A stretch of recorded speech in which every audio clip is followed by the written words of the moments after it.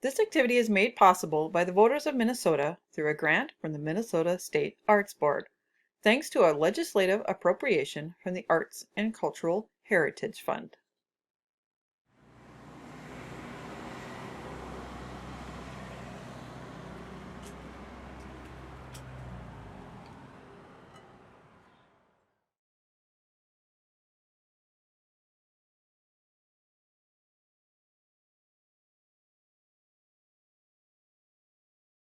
So, without any ado, I'd like to introduce Wendell. Thank you, Wendell. Thank you. Okay. So couple things I want to mention right up front. I do quite a few research workshops. Before COVID I did, and I imagine I'll be getting back on the groove on that. If you go on my website on the shopping page, I have 5 pages of research links that you can download, and they're free. It shows as a purchase, but it's zero. That's just the way they have to be set up, I guess.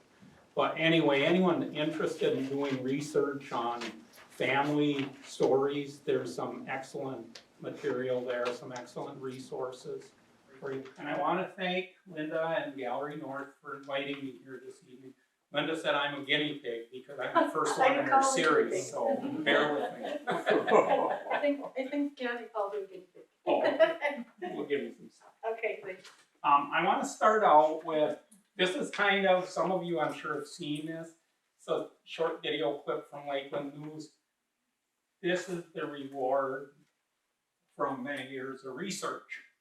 So.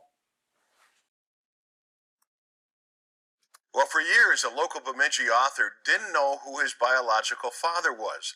Now, 72 years later, after taking a DNA test, his discovery led him to not only the identity of his father, but much more. Reporter Malak Katab shares with us his journey.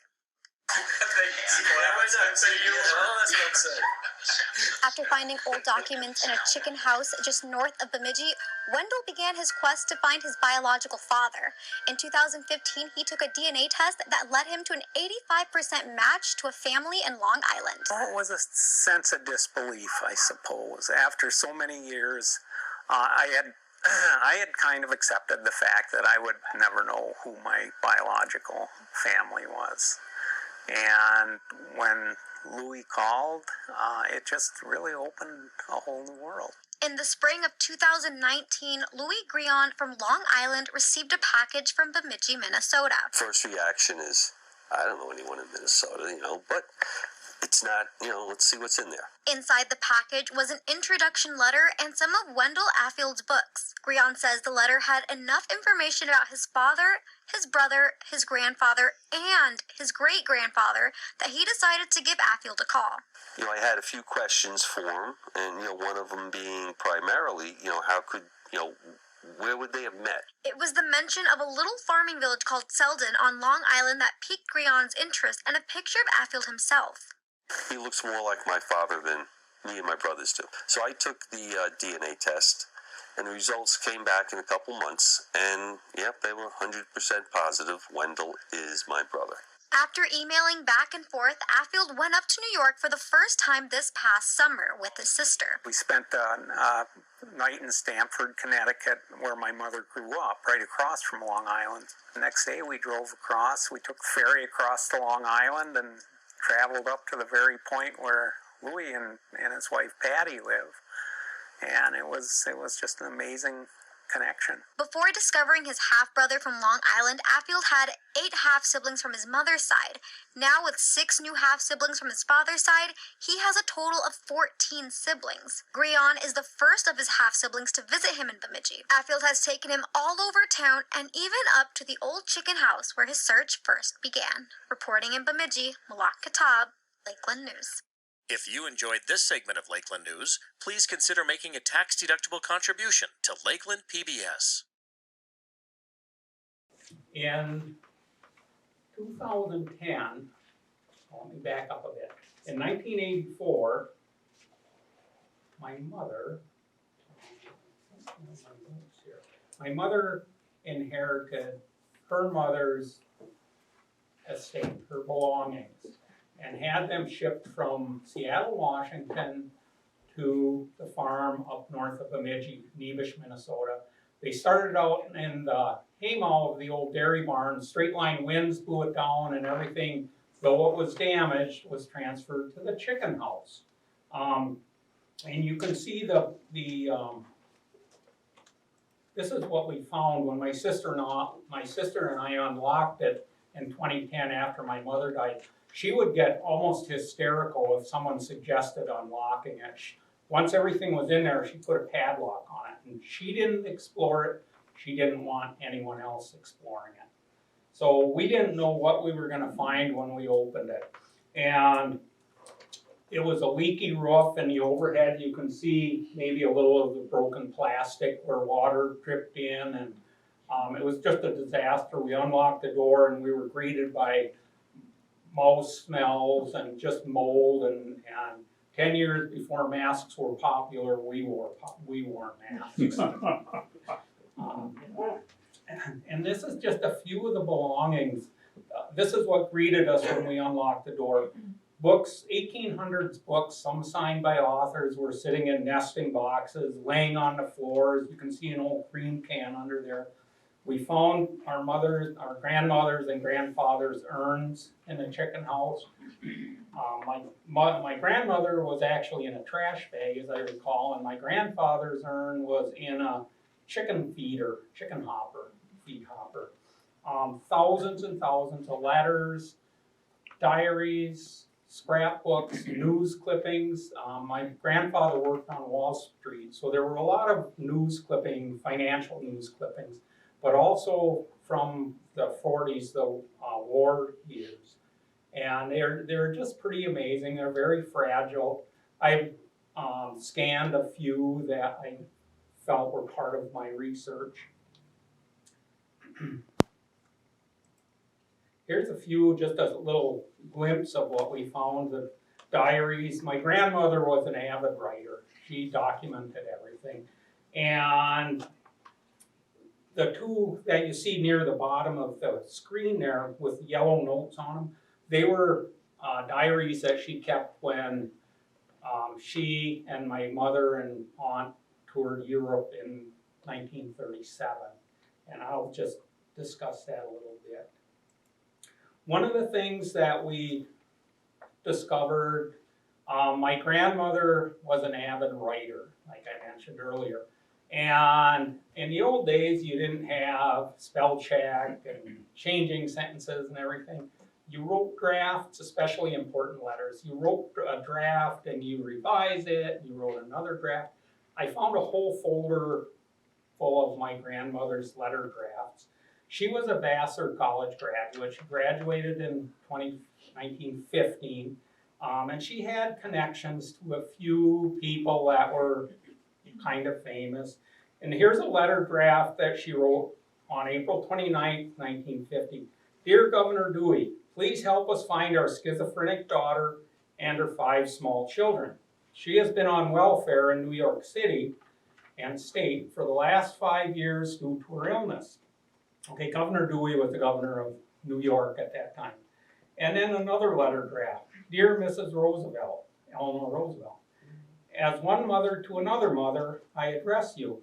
My daughter has S. She is the mother of 4 children, 3 sons and a daughter. She has been missing for over a year. And that's just an example. Those full letters are in my books. So we grew up just assuming that our mother was schizophrenic, because that's what our grandmother said. And plus, Polly, her second daughter, was diagnosed with schizophrenia, and she spent her life in and out of institutions and living with her parents. So I began studying schizophrenia. I thought if I want to tell my family stories, I need to understand the demons that my mother struggled with. And the term borderline personality disorder kept popping up in my studies. And so I found this book, Borderline Personality Disorder Demystified by Robert O. Freidel. And I started reading it, and I realized this fit my mother to a T. I totally, completely fit my mother's symptoms. So I started studying borderline, and the more I read, the more I realized this was absolutely what she dealt with. These are just a few of the books that I studied with, and I wanted to just go over this one printout here of borderline personality disorder, and just the 1 through 9 there, the symptoms. Number 1, abandonment. That was absolutely my mother's biggest fear.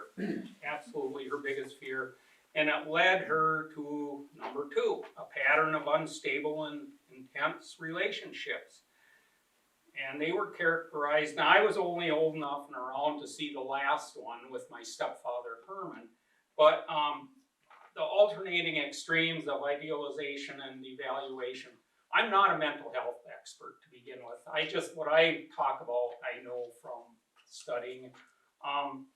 But when I was just a little tight, I do truly believe that Barbara and Herman tried to get along. You know, Barbara was happy on the farm up there for maybe the first year, but she quickly started finding faults with Herman, and within a couple of years, you know, she despised him, and that never got any better. So that's kind of what that's all about. Impulsivity, she was very impulsive in many ways other than as it listed there.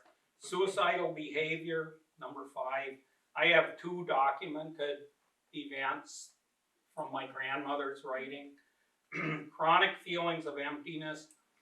As a kid up on the farm, I remember she would sit for hours with her opera records playing and just sit and stare out the front window and just probably try to escape, you know, in her mind. Inappropriate and intense anger, difficulty controlling anger, and recurrent physical fights. That was probably second after her fear of abandonment. She was, I'll get into that some. And number 9, severe dissociative signs. And I know I in my writings, my grandmother's writings, I have it documented where I'm sure Barbara was dissociating. When we were kids on the farm, she did some really, really, really bizarre things we never understood, and I'm guessing that's what was going on. But as I studied one book there that I have, Dissociative Identity Disorder, and I wondered to myself, at what point do borderline dissociative signs grow into actual dissociative identity disorder, which is not a real common occurrence, but it does happen as a co-occurring illness with borderline. On page 2, we have PTSD. I think most of us here are a little familiar with that. I'm not going to go through it. I was diagnosed in the early 90s with PTSD from my Vietnam experiences. And so I feel I have the authority to talk about it a little bit. And then on the last page, I have a printout that a lot of people aren't familiar with. Post-traumatic growth after trauma. I'm not going to go into it. When you have time, take these handouts home with you and read them and study them. And it just might give you some new ideas and ways to think and look at people that are struggling with psychological issues. Down at the bottom, there's 5 responses to post-traumatic growth. And a 6th one that I would list there is finding purpose, helping or doing something that's greater than yourself in helping others, for example. So anyway, that's just a little insight on those handouts. Okay. So everything I discussed this evening is in the books in much more detail than I'm going to touch on. My mother was born into wealth in Seattle, Washington. They had maids and gardeners and private schools. She was born in 1920, and it was, you know, that was I forget, what do they call the 20s? It was Roaring. Pardon? Rory. The Roaring 20s, thank you, yes. And you'll see Polly, the little girl standing next to my mother. She's the one that I said she was diagnosed in 1945 with schizophrenia. And she spent the rest of her life in institutions and living with her parents. Okay, this picture is Royalton, Connecticut. In 1934, my mother and her family moved there from Seattle. She was attending a private school, and this is a note at the top. This is one of the drafts that I found. And my grandmother, Elsie, is writing to her mother, Idalia. I will try not to use too many names, but okay, so Elsie is writing to Idalia. This is the year 1934, before Barbara became ill, and Barbara was 14. I think you knew she was ill when you left for Seattle, only of course then so little was known about psychological illness. 2 years later, Barbara bounced back and forth 3 times during her senior year. I want to read a little excerpt here. Let's see here. Okay, and in my books, I use my grandmother's diary entries quite a bit because it's chronological narrative. Saturday, May 8th, 1937. Barbara worked on college boards and went to Greenwich with Mimi. College boards were her college exams to get into Vassar College. Thursday, June 17th. Barb graduates from high school. She isn't a bit happy about it. Did she not achieve her high school goals? Was she battling depression from her breakup with Bruce? Concerned about impending life changes? Why weren't there any entries about graduation festivities? Was Barbara overwhelmed with her Vassar College entrance exams? When Barbara received a rejection letter from Vassar College, Elsie must have been stunned. In hindsight, it should have not been a surprise, considering how Barbara bounced back and forth between schools her senior year as she struggled academically. Elsie no doubt lashed out at Barbara at her daughter's failure, reinforcing Barbara's sense of abandonment. And just a month later, this is July 1937. This is actually another note that I found. When you, Idalia, went west, I would much rather have had you stay here. I knew I needed you badly because you yourself knew that Barbara had already become ill. It was just a few weeks after you left that she tried suicide, but I couldn't beg you to stay. That was Barbara's first documented suicide attempt. Did the Vassar College rejection drive her over the edge, or was it a culmination of failures? Just a quick note on it would be my great-grandmother, Idalia. She and her husband built a mansion in Everett, Washington. And today it's listed on historic sites. It's the Frat Mansion. And she lost it early, in 1929, I believe she lost it in a bank foreclosure. And for the next 20 years, she bounced between her children, living with her children. That's why she moved, like she was in Connecticut and went to Seattle, and she moved around quite a bit.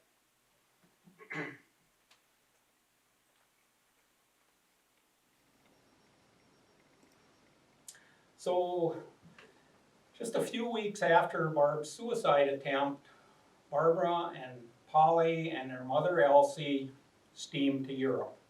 Barbara enrolled in a conservatory studying music in Brussels, Belgium. Polly and Elsie rented a place. The 3 of them lived together for a while. And Barbara just kind of went off the deep end. I was going to read an excerpt, I decided not to. But she was very violent, physically pounding on her mother several times. And Elsie finally found a boarding school to put Barb in for about the last month that Elsie and Polly were there. And so after 6 months, Polly and Elsie returned to the United States. Barbara stayed in Europe to study music.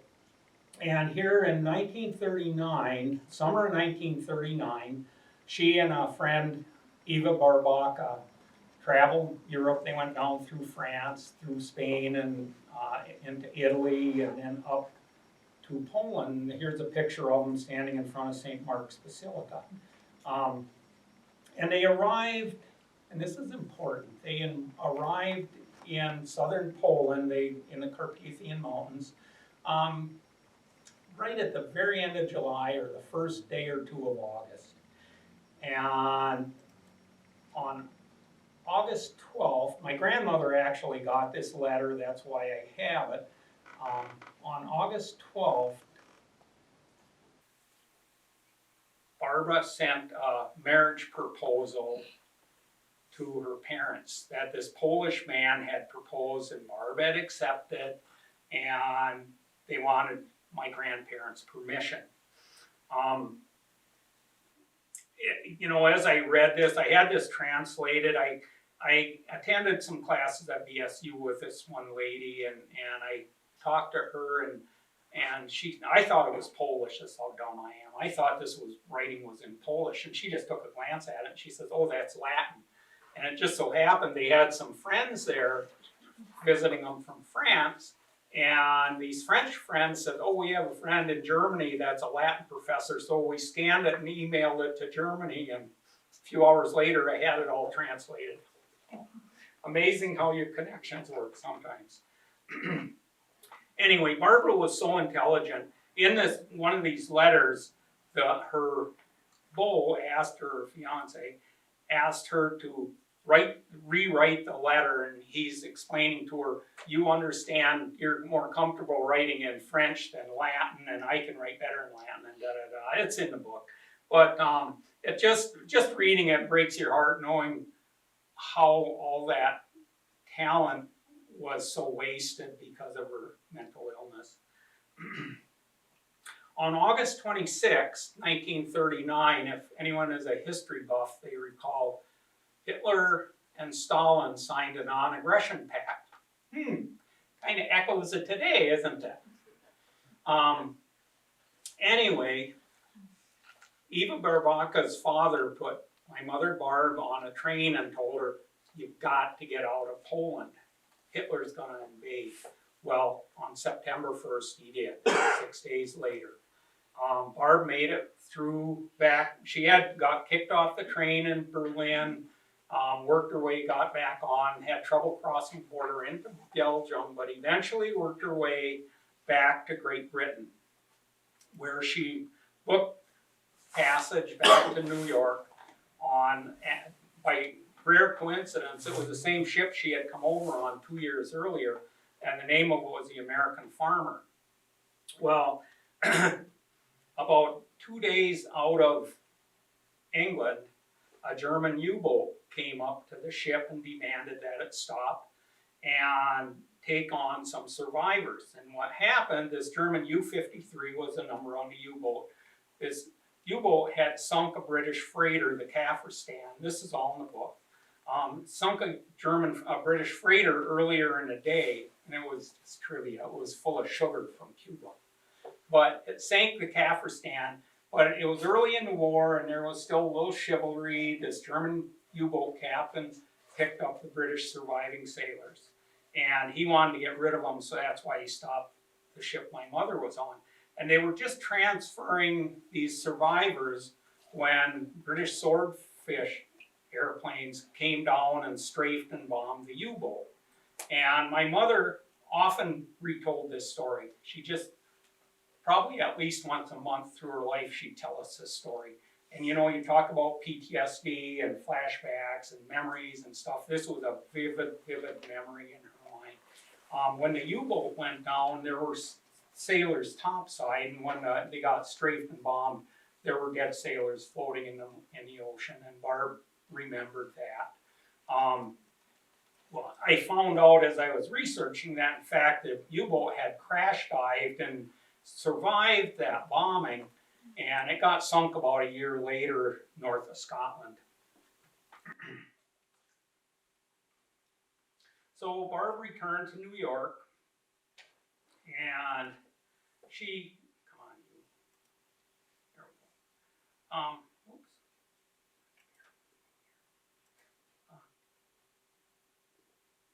Okay. She returned to New York, and She attended Juilliard for a couple of semesters, but she was really struggling. She and her parents did not get along. She actually lived at a YWCA when she came back.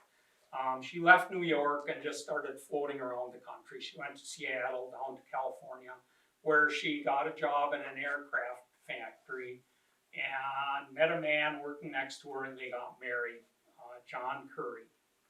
And by 1946, they were separated. She had 2 kids, and again, she was just bouncing around.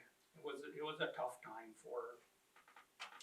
And she also, part of the problem with the research during those years is she wasn't communicating with her parents. She was writing a lot of letters to her grandparents, begging for money. Well, what Barb didn't realize, the grandparents were sending all those letters to Elsie, to my grandmother. And so Elsie saved those, and some of them are in the books. And it just gives some amazing insights into Barb's struggle during the 40s. But I needed more information, so I started reaching out. I contacted welfare departments in New York and in Long Island, and they said records didn't go back that far. And on a real long shot, I reached out to Donna Ana County Court, and a lady there sent me 42 pages of just amazing information. Letters, depositions, court orders, just priceless information that gave me some insights that I never would have had. This is a part of a deposition here that actually Selden, Long Island is mentioned on, and that was an unrecognized clue so early in my search. The final divorce decree came through on November 25th, 1947, and I think part of the agreement was that John Curry, her ex-husband, had to pay back child support. So Barb got a sizable check. And what she did with that money is she purchased train tickets for herself. I was 2 weeks old. She purchased train tickets for herself and her 3 kids. And we traveled out to Los Angeles, California. And what I learned, here, I'll go to the next slide here. And think how overwhelmed Barb was with her borderline disorder, just the struggle and the turmoil going on internally. When my sister Laurel and I cleaned out the chicken house, there were lots of letters and pages and just totally damaged, just laying on the floor. And at first glance, you'd think this is just crap to burn. Well, being the scavenger I am, I threw them all in a tote and brought them home. Well, in my search, I thought I'm going to go through this tote and see what I can find. And lo and behold, here was this terribly damaged letter, but the date on it, December 21st, 1947, really jumped out at me. I could tell by the little bit of handwriting on the envelope that my grandmother had written it. She was in El Paso, Texas, which isn't far from Las Cruces. And she had written it to my grandfather in New York. And so this amazing person that I will talk about a little bit later, he was able to reconstruct this letter. And I want to read a little excerpt from it. Let's see, where are we here? Okay, what I learned, and there's some other research that from court documents that I first got hints of it, is when Barb got to Los Angeles, she kind of got rid of me. She had me placed in a hospital because obviously I was conceived and born after she and her husband were separated. She was in New York, he was in Las Cruces. So my grandmother writes, she still intends to go to Los Angeles and get the baby, which she says is in a hospital in LA. We're leaving this afternoon by bus, another 800 miles. It's $13. Barbara hopes to be in LA for one night, get the baby, and then home, probably Friday. She still intends to go to Los Angeles and get the baby. Interesting choice of words Elsie used. Had Barbara considered leaving me in Los Angeles? As I read and reread the letter, I came to a realization as to why she treated me as she did when I was a child. I believe she blamed my existence for her not reconciling with John. I wonder if John had taken her back, would she have just abandoned me in that Los Angeles hospital? And a question looms. How is it possible that I was admitted? What illness or injury did I have? Did the hospital staff admit me because they recognized that I was an at-risk infant with a mentally unstable mother? And like I say, I was 2 weeks old at that point.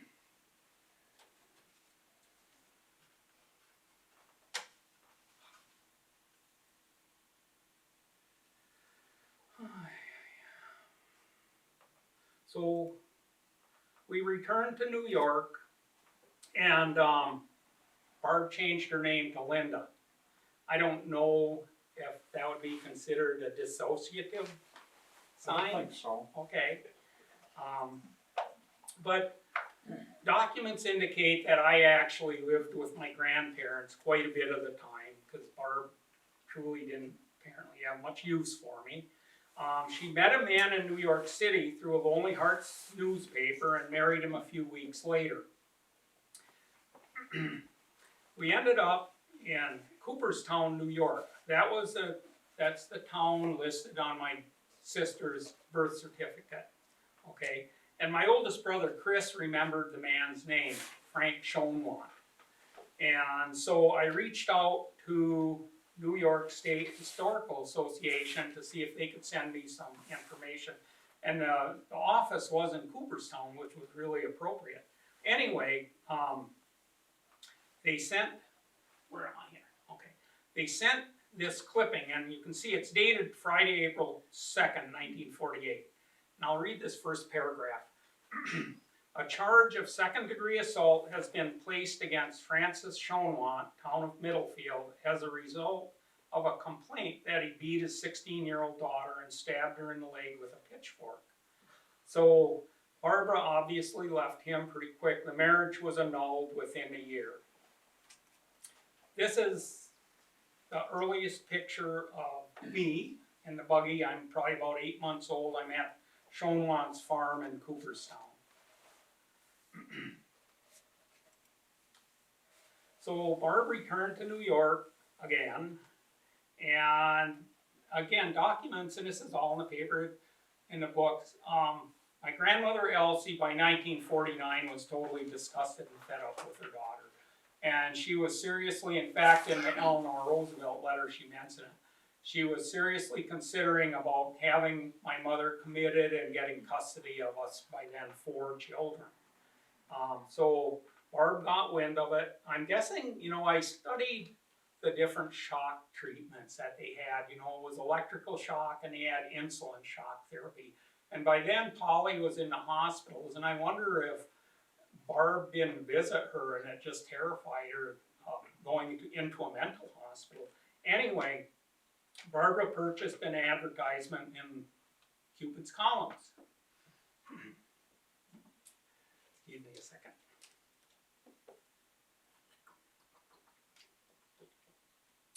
I'm kind of like Joe Biden. Once in a while, I gotta stop for a drink.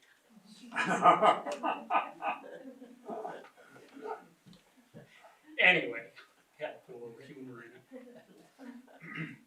So, in this advertisement, Barbara identifies herself again as Linda. I have in my Herman book and also in Pond's her contact information, and she is Linda Curry. And I want to just read a little bit of the ad. It's so deceptive and misleading, but again, that's what Lonely Hearts Clubs were pretty much about, deceptive. I'm actually scheduled to speak at the History Center April 20th, and I'm going to focus on Lonely Hearts Club and the 1940s and the struggle women had, because it was a lot different than it is today. Anyway, a person like Barb with a little family already was really in a tough spot. So here's her ad reads, charming, attractive, pretty, refined brunette, college educated, plays piano and sings. I am a wonderful cook and housekeeper. know how to farm or ranch. Would love to correspond with a farmer or rancher or any respectable gentleman who loves children. I have 4 children, 7, 5, 3, and 1. Would like to meet someone who would sincerely love my children and make them his own and be a good father to them since they lost their own. My children would be a great help to a farmer or rancher in later years. However, any gentleman who thinks he could love my children will be considered. So, is this the picture that Barbara sent to a northern Minnesota farmer? Here we are in Central Park. If any of you remember Gary Rosman, he was the director at the History Center for a few years, and he was from New York, and I sent him this picture, and Gary moved back to New York now. Anyway, he contacted some friends that work at Central Park, and he found out exactly where that bunch was and where it was setting through the positioning in those old buildings. So that was kind of fun. So anyway, I just noticed that little guy in the parka there with the leash. That's me. Okay,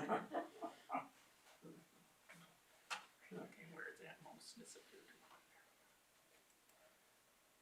Okay, so Herman Affield, the farmer in northern Minnesota that answered Barbara's ad, grew up on a family homestead in Nevish. A lot of times when I say Nevish, people think I'm saying Nevis. Nevish is about 10 miles south of Red Lake Nation. Okay, so that's where we grew up, right, pretty close to the res. But Herman pretty much had never left the farm. He grew up there, he had an 8th grade education, he was drafted in 1942 into the Army, and he was one of the troops in the North African Allied invasion, the first amphibious assaults of the war. And I didn't realize this, but in studying those assaults, there were 3 task forces. Being an old sailor, you know what that is. But 2 were in the Mediterranean, 1 was in the Atlantic where they landed. And the force that landed in the Atlantic had extremely high casualties. A lot of the landing craft got swamped and a lot of Army guys drowned because of it. It was just a disaster. And again, it was the first assaults and part of the learning experience, I suppose. So Herman was involved in combat in North Africa. In 1943, he was transferred to from North Africa to England and eventually shipped back to the United States. He was not wounded. He had combat fatigue. And in Googling and studying combat fatigue in World War II, it's kind of interesting. 1 out of every 4, mostly Army and Marines, were pulled back from the front lines because of combat fatigue. It was, at that time it was combat fatigue, shell shock, but it was today's PTSD. But I'm wondering, these pictures, are these the ones that he sent to Barbara and to other women that he contacted in the Lonely Hearts Club?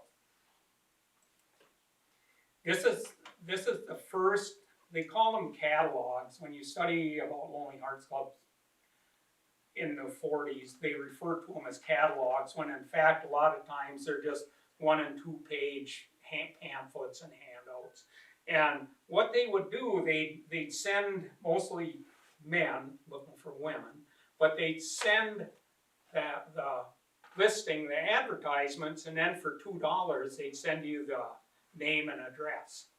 So they kind of had you on the hook. This is the first one Herman received in 1945, December 11th. Herman was discharged from the Army in October 45, so he returned to the homestead, and boy, he started looking for a wife right away. And over the next 4 years, he received several of these periodicals. And as I was looking at them, it occurred to me, why did it take him 4 years to find a wife? What did these other, I know like on this one, you can see a little handwriting on the side. That's where Herman had jotted down this lady's address. So I'm guessing he sent her a letter. This This full periodical, this full catalog is actually in my little Herman book with the names and addresses. Remember Susan Carroll Hauser? She was a professor, a chair of the English department at BSU when I was going there. I showed these to her, and that lady was so highly educated, it just fascinated me. She invited me to join a writers group she started after she retired. And anyway, I brought these to a meeting one time and showed them to her, and she was fascinated. She didn't know anything like this existed. And she said, this is women's history. She said, young women have to learn about these. And so with Carol's help, that little Herman book is kind of designed as a women's studies supplementary text.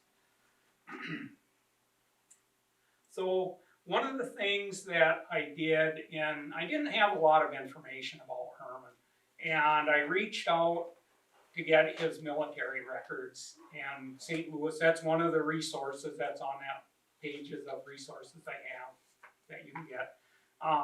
But if you look at the last paragraph, it really kind of sums up here. During the past year, he has had frontal headaches, his eyes smarked on reading, he sleeps after midnight, sleeps well after midnight, gets up at 6:30 with the help of an alarm clock. No nocturnia and no urinary troubles, no glasses. If he hurries in work, his heart beats hard and fast. Is on the farm by himself and milks 3 cows now, but has 7. Now think about that. Here's this single man, 43 years old. He has 7 cows. That's his main source of income. And in the winter, especially in the later winter, when the cows are in their 3rd trimester, they're all dried up. They're not producing any milk. So poor Herman didn't have a clue about what it would cost to support a wife and 4 children. You know, all of a sudden he had this ready-made family. Well, I'm sure from very, very early on, financial stress put pressure on their marriage. So, autumn 1949, we disappeared from New York. Remember those letters I started out with to Dewey and Eleanor Roosevelt, where my grandparents were searching for their daughter? She had disappeared. And in January 17th, 1950, Linda, she still maintained that name, Linda Curry, got married. And so she kept that name for, I think, for another 2 to 3 years before she started using Barbara again. This is early 1950. I'll figure that this would have been just a couple months after they got married. And it's my oldest brother Chris's birthday. And that house was not well heated, and it was pretty common, pretty normal old farmhouse. It had one central wood stove in the middle of the house, and that was the heat. Upstairs wasn't heated, the insulation was a disaster. So we were just perpetually freezing cold. See that upstairs window there? And I'll touch on this in a bit, but when I was about 4 years after this picture was taken, Barb had this horrible, horrible rage and anger that I talked about, and I had a way of triggering it. And I made her angry. This story is in my Pawns book. But I angered her bad enough that I knew I was in for the beating of my life. And I circled the table, she on one side, me on the other, and I escaped and went upstairs. And she's right behind me. And I was a little faster than her. I got into a bedroom and shoved a chair under the doorknob, just like you see in the movies, and there was no escape. So I literally was fearful for my life. I knocked the screen out and dropped out that window. And a few years ago, I was out at the farm, in fact, with Louis and his wife and Patty. And I went back upstairs there and I looked out that window and I tried to imagine just how terrified that little boy, I would have been about 8 years old, and how terrified I had to have been to jump out that window. I bit my tongue when I fell, And I went blubbering and blood dripping down my face out to the barn Herman was milking, told him what happened, and he went in, and it was probably one of the worst beatings that Barb ever got. Because Herman was almost like Stockholm syndrome, you know, Herman was Herman, but he was kind of my protector against Barb. And again, you know, as I studied this, you have to let anger and whatever go. But as the more I studied borderline, the more I came to understand what Barb dealt with. It became, to me, just kind of information to work with for my writing without any emotions involved. One of the things that Barb did that would just trigger his anger would just accuse him of being a German Nazi. And I mean, this guy was in the American Army fighting the Germans in North Africa, and it was one of her, that was part of her illness. In 1952, she left the farm, and by then we had 5 kids. Okay, Herman's oldest son named Randy. We ended up in the Cascade Mountains of Washington. It's about 100 miles east of Seattle, in this little cabin on Lake Chelan. Anyone know where Lake Chelan is? I know one person does, but it was just a little cabin. There was no running water, no electricity, and it was bizarre. I remember that summer, Barb almost lived in an alternate universe. I want to read a little excerpt here. Let's see here. Okay, one of the things that, well, she did this before we left, but by the time you were old enough to talk, the way you addressed her was Mommy Darling. I mean, that was just, if you didn't address her as Mommy Darling, it was good for a slap or a kick or a vicious pinch. She had a knack of reaching under the soft flesh under your arm, above your elbow, and pinch and twist. And boy, that was effective. Got your attention. Anyway, she changed her name again to Roseanne Stanley. And my oldest brother, Chris, started school in Lucerne. And today there's quite a big Bible camp in Lucerne. It was at that time a mining village, I guess. Patty and I went back out there in 2009, and the only way to get to the far end of the lake, the upper end of Lake Chelan, is on a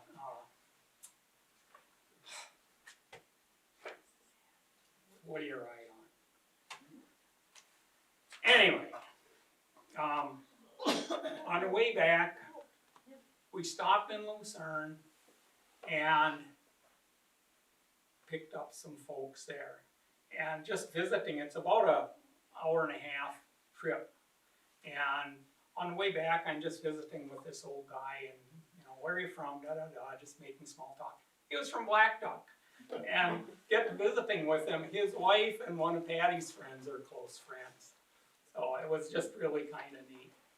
But anyway, that summer of 1952, Barb I just remember, I was, again, 5 years old, and I just remember that she was different. She just was different. Each day we sat on the pine carpeted forest floor while Barb read from Aesop's fables and lectured us on moral pitfalls the stories illuminated. She'd captured a mouse and kept him in the gold bird cage. Named him City Mouse. For several weeks she doted on City Mouse, hand-feeding him through the wire bars, dribbling water into his dish. One day, Laurel and I were playing with the mouse, and I dropped a pencil in. Knowing I'd be punished when Mommy Darling discovered it, I opened the door to retrieve the pencil, and the mouse escaped. I was upstairs hiding on the screen porch when she found me. Darling, Laurel told me you've been playing with City Mouse. I didn't do it, Mommy Darling, I said, edging around the bed. It's okay, darling, you're my favorite son. I'm sorry, Mommy Darling, I love you more than all the trees on the mountain. And this is one of the things she demanded: unlimited love, more than all the trees on the mountain, all the stars in the sky, all the water in the lake. I jumped across the bed, ran through the hall, down the stairs, and outside to the woods. "You little bastard, I'll get you tonight," she shouted after me. I spent the day hiding at the edge of the yard beyond the garden. Chris and Tim called me for supper, but I refused to answer. I cringed at night noises. Scurrying mice grew into grizzlies. Whistling owl wings were descending goblins. Finally, after the house was quiet and the candles were blown out, I crept in. I tucked my pillow beneath the blanket, then crawled under the bed. As I dozed off, Barb pounced. Cot springs crushed down on me. She became further enraged by my deception. Holding a candle, she peered under the bed and discovered me hugging the far corner. Grabbing a broom, she jabbed with the handle. Her rant went something like this: "You lost my pet," jab. "You little bastard, you lost City Mouse," jab. "I always wanted my own pet, but mother wouldn't let me," jab. "Now you let it go," jab. She continued until she was winded. Curled fetal, back to her, I wailed, "I love you, Mommy darling. I'll catch City Mouse again. I'm sorry, I love you. It hurts. Please stop poking me." Eventually she left. I spent the night in the corner, afraid she would return. The next morning she asked why I was walking hunched over. I don't recall that she even mentioned the mouse again. Later in the day she threw the cage in the fireweeds behind the outhouse. I remember lying on the rocky beach, on my stomach, the warm sun soothing on my bruised back. And from that beating, I think that's what, I was just thinking about this today. This is probably, the memory of this is what motivated me to jump out that window a few years after this.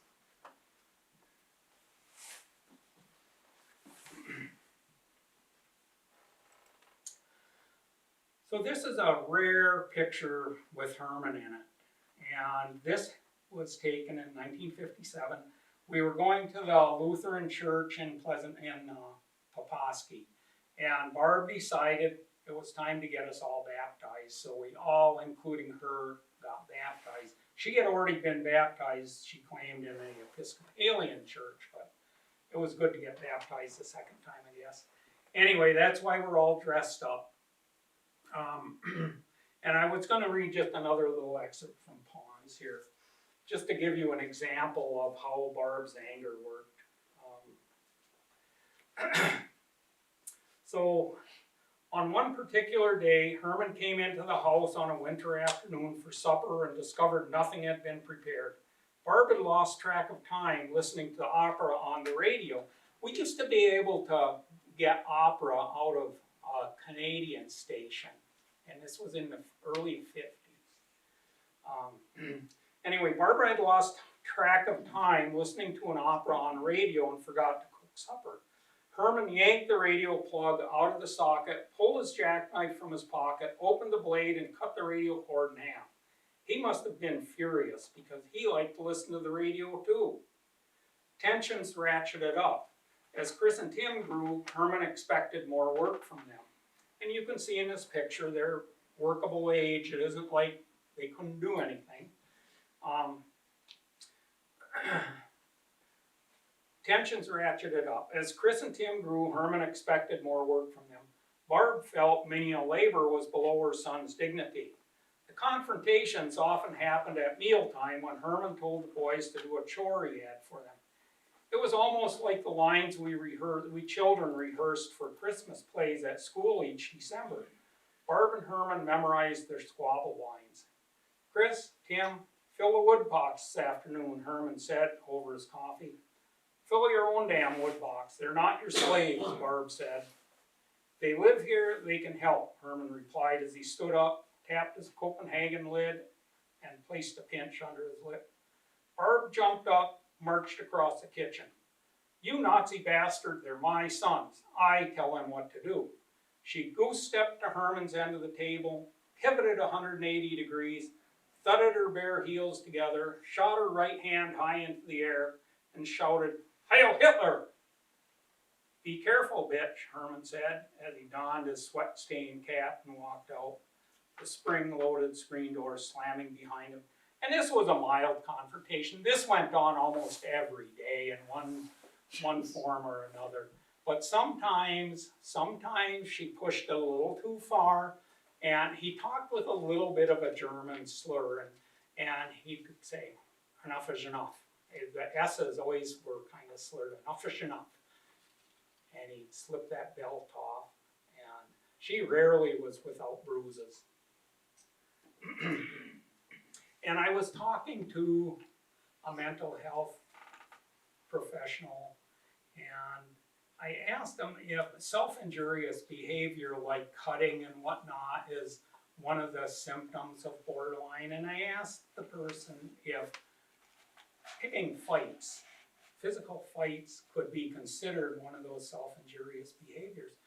And he said, absolutely, absolutely. And you know, once in a while you hear a story of a little guy going into a bar and picking a fight with the biggest guy there, and that's kind of what it's like. Because Barb knew she was going to get the crap beat out of her, but that was part of her illness.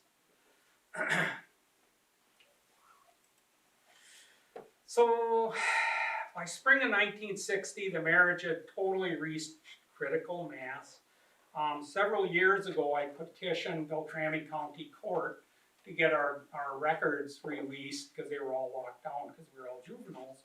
And a judge, I was very fortunate to have him release our full records. On July 1st, 1960, 2 vehicles pulled into our yard. The sheriff and a welfare social worker. And I'm going to read a little excerpt here from the court report. And this is actually, some of this is in the book too. The court, in 1954, well, that's part of this. The welfare department had been involved in our family for many years. The court determined that the children are neglected because they are without proper parental care because of the faults and habits of their parents and custodians. They are without proper parental care because of the emotional and mental instability and state of immaturity of their parents and custodians, and that this is tiny print. Let's see. The legal custody of the children be and hereby is transferred to Beltrami County Welfare Board. And this is a little paragraph from the court hearing. Vera Graves. Anyone here ever heard of Vera Graves? You're all too young. You're all too young.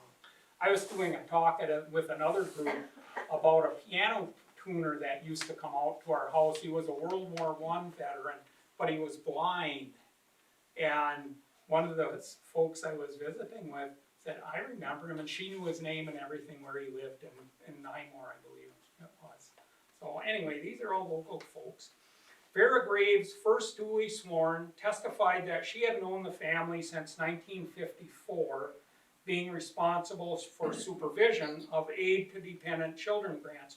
When we came back from Chelan, Barb applied for AFDC, Aid for Dependent Children, and started getting a welfare check every month. And along with those checks came checks from the welfare workers on our well-being. Okay, so let's see, where are we? She reviewed the condition of the home during her visits, which indicated that the house on each occasion was dirty and filthy, and that the children were at times dressed in dirty clothes and not adequately clothed. She described her flight last winter when she picked up all the children and family, the oldest 2 who were on probation of the court and violated the court's probation rules, and left her husband at home and left for the West Coast. And Barb was 9 months pregnant. And I'll never forget, we were rehearsing our lines at the Nevish School Christmas play, and I was King Herod. And Barb came in the big room, and Mrs. Cheney was our teacher, and she told me, your mother is taking you Christmas shopping. So the 3 of us kids that were in school at that time all crawled into the car. We went into Bemidji, loaded Chris and Tim, they were in high school, and we headed west. And this is like December 14th. Okay, we headed into the Black Night, 1959. And I will always remember, and I always ask myself, was this a suicidal move, what she did? Because back then, Highway 2 was just a 2-lane. There was hardly any traffic after dark. We went from Bemidji down to Sioux Falls, South Dakota.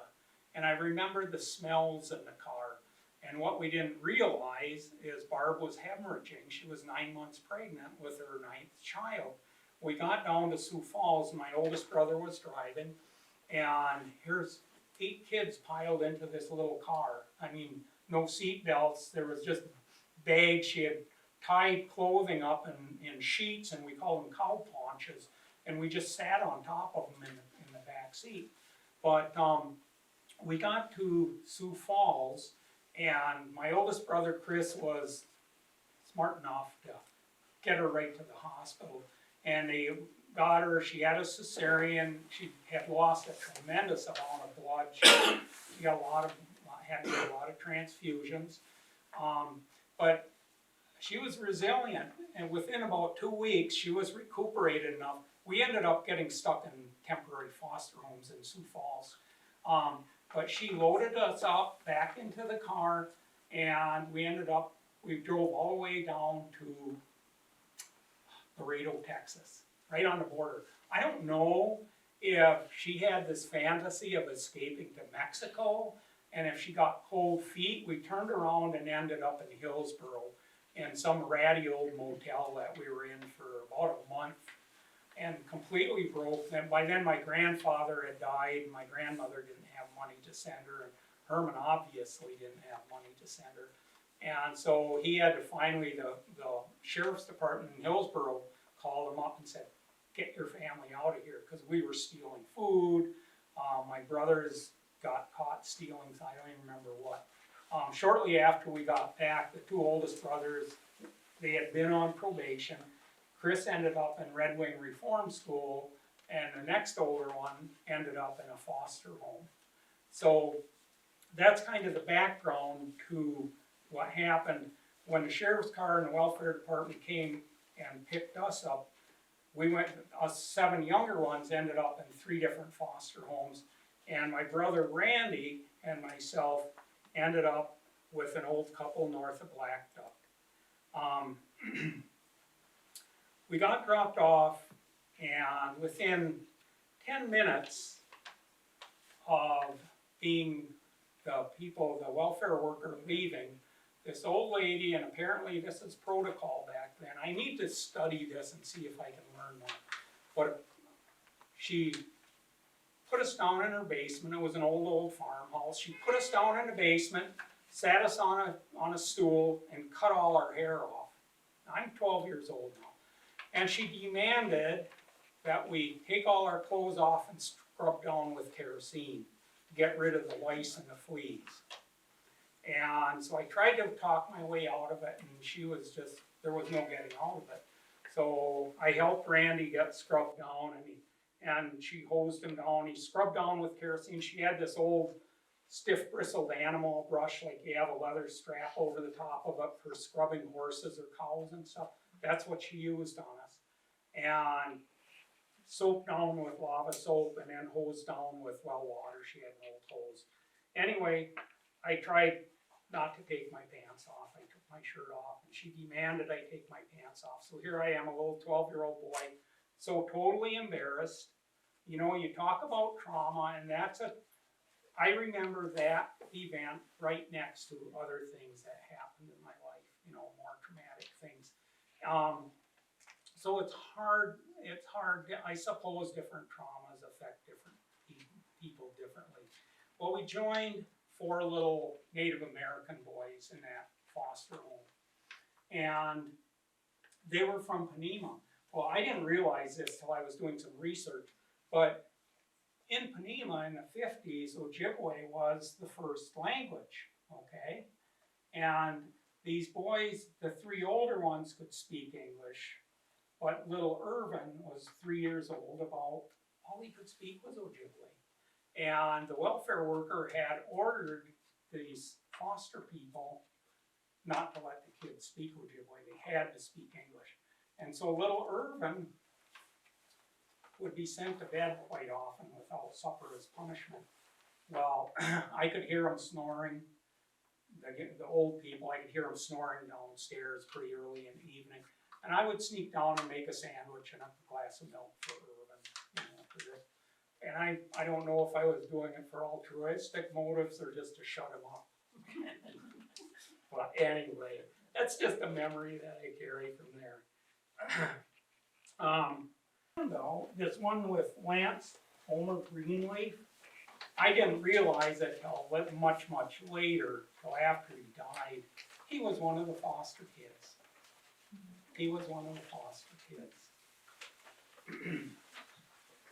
And, yeah. So, 2 weeks after we were taken away and put in foster homes, Barbara was committed to Fergus Falls State Hospital. And again, this goes to research, and the links are on these pages I talked about. I was at a writers' conference and we were talking about research, and someone suggested I contact the Minnesota State Historical Library. And I reached out in Glendon or Galen Library, I think it's called. Anyway, I reached out to them, and it was amazing. I got all of Barbara's medical records from Fergus Falls State Hospital. Here's her commitment order. Here's her psyche val. And I want to just go over the first paragraph of it. Insidious onset of symptoms. Patient has fared poorly in selection of her 3, perhaps 4 husbands. Remember I talked about this Polish man? Barb was 18, that he proposed to her, and I'm almost certain they got married. Well, I believe at this point in Barb's life, maybe all her masks were finally down for a bit. She had lost all her children.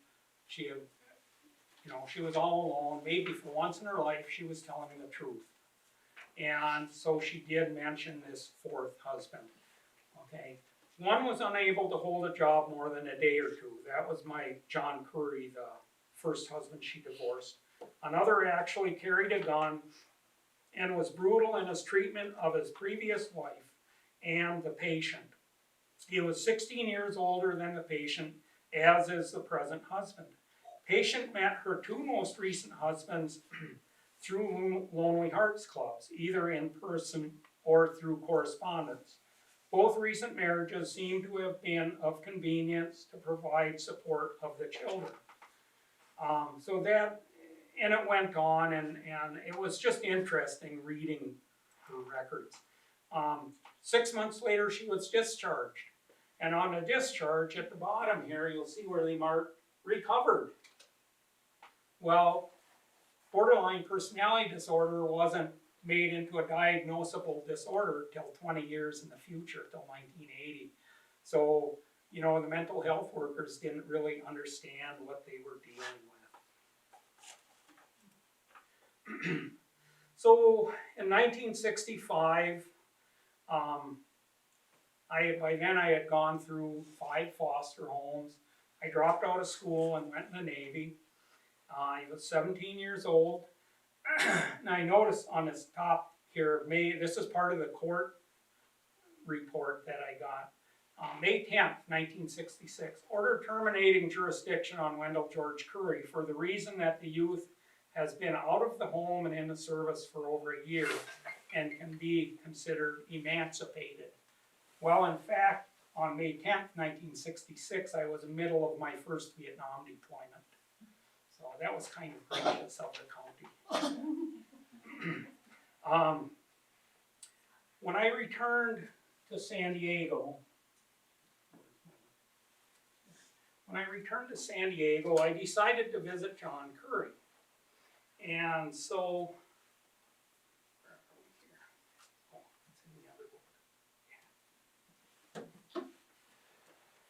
let's see. Sorry about that. Here we go. 1966. I think back to a Sunday morning in 1966. Home from Vietnam, I stand in my rumpled uniform, tired, hungry, and nervous, at the front of a small ranch-style house in Las Cruces, New Mexico.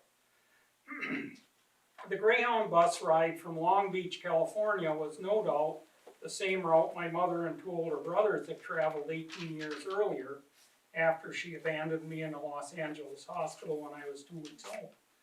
I knock and the door opens.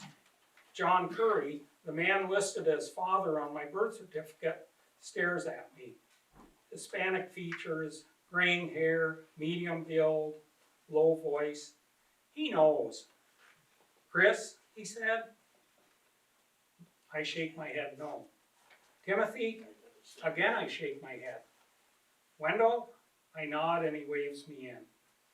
He motions me to a seat in the living room and sits across the room. His wife Ella brings us coffee and disappears.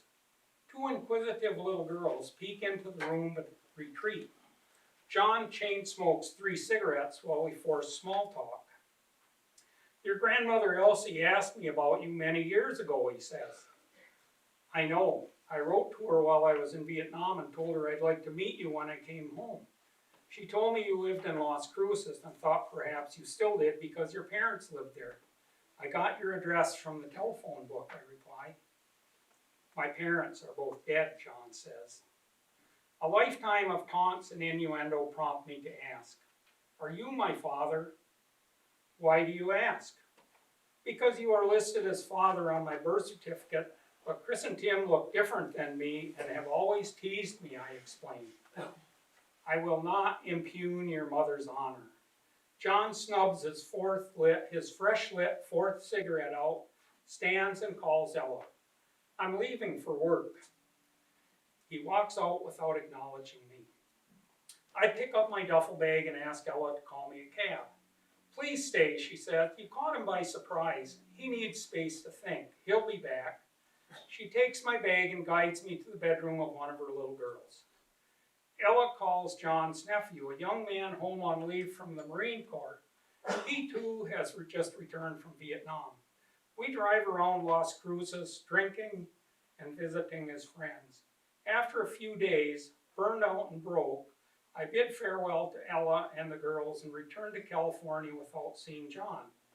I feel hollow and angry at John's rejection of me and his disappearance. John died 11 years after my visit. His death certificate, dated April 18, 1977, shows that he was 58 years old, divorced again, and living with his sister. Usual occupation, unemployed. Kind of business, none. In the box asking for cause of death, I found this statement. Self-inflicted gunshot wound to the head. In retrospect, I wonder what kind of a man would leave his wife and 2 young daughters with a stranger. Through the 1940s, Barbara had written so many untruths to her family, yet was there some veracity to her accusations about John's gambling, drinking, and not holding a job? Did he walk out on her, as she claimed, just as he had done to me?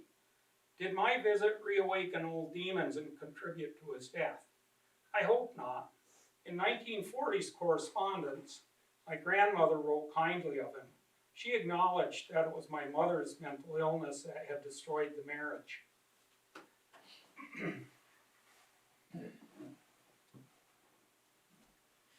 Get dry up here.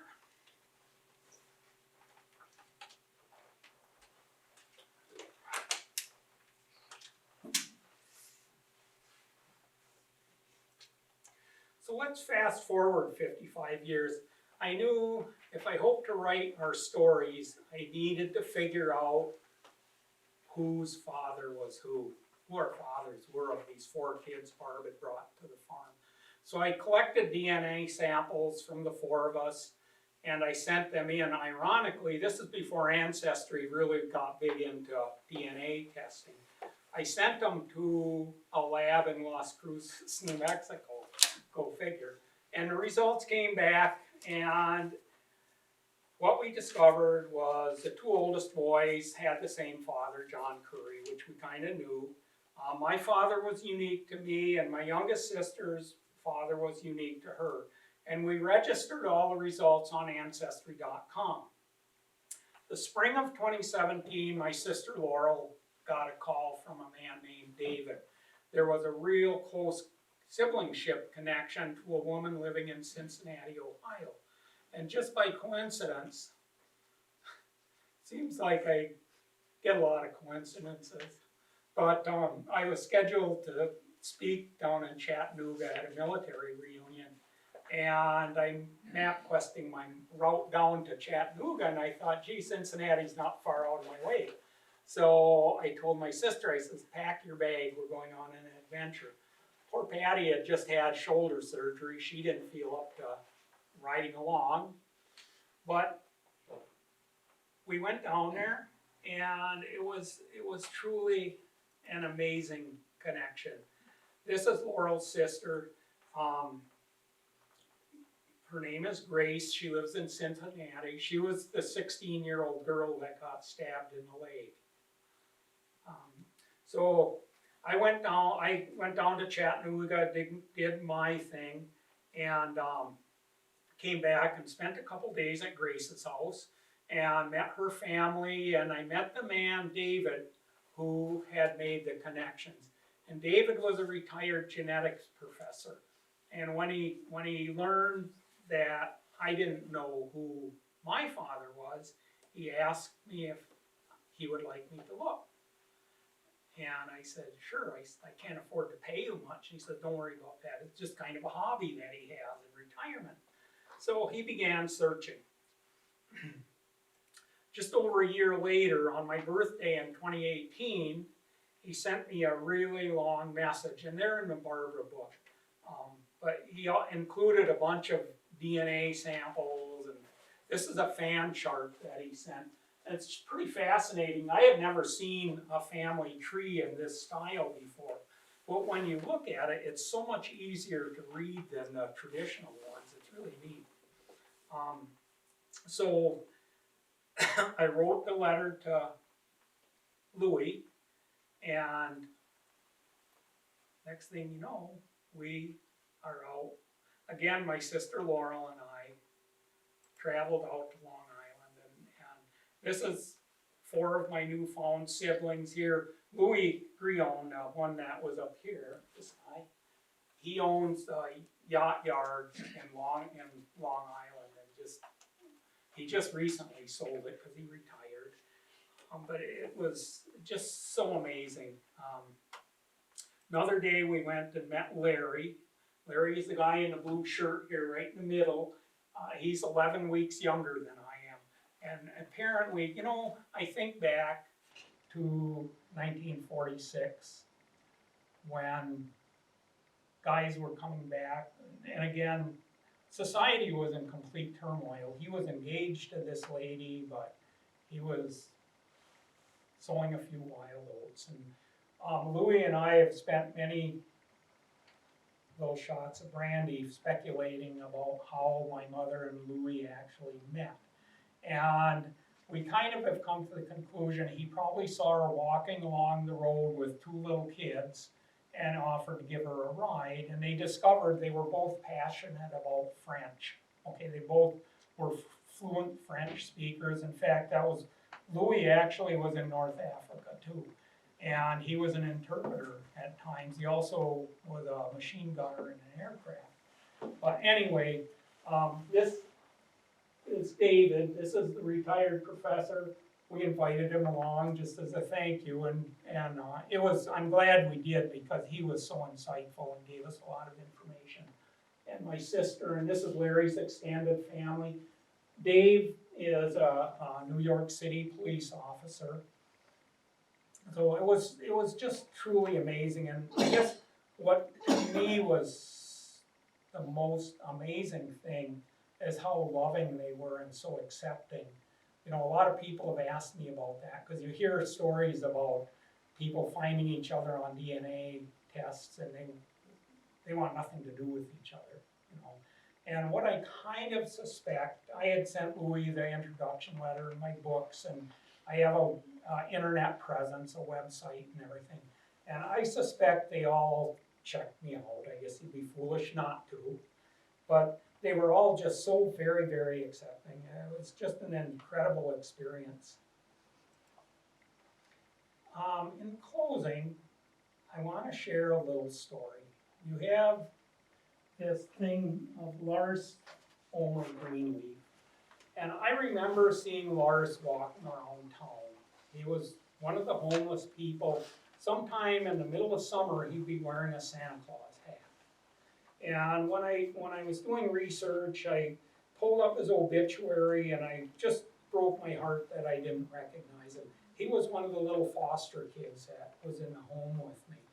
And Lars and Lance were twins. The oldest boy, Peter, died of diabetes, I understand. He had actually his own business for a while till he got ill. This is many years ago. He and my brother would often get together playing softball and baseball. My brother that was in that home was killed in a plane crash when he was in the Navy in 1978. Lance, Lars's twin brother, Lance was killed in a bar fight, I was told. And Lars, as you see, passed away at People's Church here in Bemidji. How many people are familiar with People's Church? Good. A few people are. I highly recommend learning about them. They're just an amazing asset in this town, and without them, homeless people would really have it much more difficult than they do. But a few years ago, I was working a shift at the food shelf, and I was helping this lady fill her grocery order, and each person has a shopping list with their name at the top of it. And I noticed her last name, and I asked her, I says, do you know 4 brothers named Peter, Lance, Lars, and Irvin? And I thought she was gonna faint for a moment. She grabbed the handle on the cart, and she said, they were my brothers. Irvin is the only one left. And I told her the story about how I snuck food up to Irvin when he was a little tyke and whatnot. And anyway, she gave me his address. He lived in Detroit Lakes, and that fall I went over and visited him, and he was really, really struggling. He was on oxygen. He was a heavy smoker. At Christmas time, I talked to Avenel. She lives up in Red Lake, and I offered to go get Irvin to bring him up for Christmas, and she said no. She said he won't quit smoking, and I don't want smoke in my house. And it's so sad, and Irvin died within a year or so after that. But I wonder with these kids, these little native kids, how it impacted them psychologically, being completely pulled, no matter how dysfunctional an environment they were in, they were pulled out of it and plopped into this totally alien environment in this foster home, went through the trauma of the kerosene scrub down like we did, couldn't speak their own language. How did that affect them psychologically? Because Lars, just from reading his obituary, he obviously had some learning disabilities. Just visiting with Irvin, I don't know, but just visiting with him, he had some cognitive problems also. And it just breaks my heart to see, how things were for them. I have a donation jar for People's Church. If anyone is interested, put a little cash in there for them, just in honor of these 4 boys. I would appreciate it. But that's all I have. Any questions? Yes? I know usually there's a genetic component to some of the mental illness. Yes. I often reflect on, you have environmental vulnerabilities and genetic vulnerabilities. And just, I can speak of my own siblings. We were all raised in the same environment, dysfunctional environment. And yet we come, as you see, from many different genetic backgrounds. Some of my siblings struggle, with alcoholism and other issues. And so, you just, who knows? Who really knows? Has writing been part of your healing or integrating process to, Yes, very much, Yeah. very much. So when I managed the butcher shop at Lucan's for many years, some of you might know that. But when I was ready to retire, I knew this lady, Susan Carol Hauser, I mentioned earlier, and she came in one time and shopping, and I told her, Susan, I wanted to tell my stories, but I need to learn the writing craft. And Susan said, take a class with Mark Christensen. And so if any of you know Mark, he's just an incredible professor and amazing individual. But I started writing my memory stories, and that's what I call them, just my memory stories of Vietnam. Any of my stories I talked about tonight, they didn't start till like 2012 or so. But with my Vietnam experience, I knew I wanted to tell those stories. I had to tell those stories. And so I started just writing memory stories. And where do you start? Where do you start an experience like that? Well, the first story I wrote, and I always remember this, the first story that I wrote for an English class was about pulling a decomposing body out of the river. And later, years later, in studying psychology and whatever, I learned that our senses, of all our senses, our olfactory sense, our smell sense, is absolutely the most powerful for triggering memories. And I imagine that's why I wrote that story first. But over a period of many years, I wrote hundreds of stories, and at one point, a grad student suggested putting them in chronological order. And I never planned on writing a book, but people started telling me, you need to make this into a book. And so I made them chronological. I did some research to make sure my dates were correct and whatnot. And I'm a member of this Mobile Riverine Force Association, which is a huge website. We were a part of it was a Navy and the Army, it was a combined unit, 9th Infantry. Actually, Dave Solstrom was a member of it. And, thank you, Dave. But the stories just kind of came together. And when the book was published, it just has opened amazing